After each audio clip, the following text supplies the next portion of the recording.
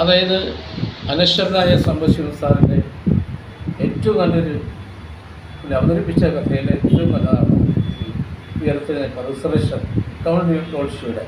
അതിൽ മസ്ലാവ എന്നൊരു കഥാപാത്രമുണ്ട്. നിക്കുളോ ട്രസ്റ്റ് എന്ന ഒരു സമ്പന്ന കുടുംബത്തിലെ ചെറുപ്പക്കാരനാണ് അവളുടെ ജീവിതം വഴിതെറ്റിച്ച് കളഞ്ഞത്. അങ്ങനെ അവൾ വേശ്യയായിട്ട് മാറി.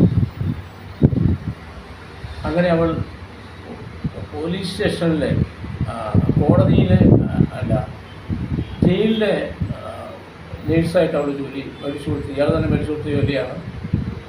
ആ ജോലി ചെയ്തുകൊണ്ടിരിക്കുമ്പോൾ ഇയാൾ കാണാൻ ചെന്നു. അയാൾക്ക് പറഞ്ഞു, മസ്ലവ, നിന്നെ ഞാൻ വിവാഹം കഴിക്കും, നീ മറുപടി ഇതുവരെ പറഞ്ഞില്ല. അവൾ ഓടിക്കളഞ്ഞു. ആ ചെടിച്ചിരിക്ക് പറഞ്ഞു ചിരിച്ചു. ആഹാ, അന്നത്തെ ചിരി, ആ പഴയ ചിരി. ആവോളമെന്നെ പരീക്ഷിച്ചു കൊള്ളു നീ, ആഹ്ലാദമാലേരിക്കില്ല എന്നെ ഒളിക്കുന്ന സുന്ദര സ്വപ്നങ്ങൾ എന്തെന്നു ചൊല്ലുകൻ തോഴി.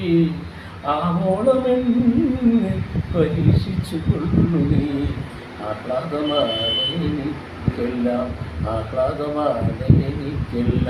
നീ എന്നെ ആവോളം പരീക്ഷിച്ചത്, അതെല്ലാം എനിക്ക് ആഹ്ലാദമാണ്.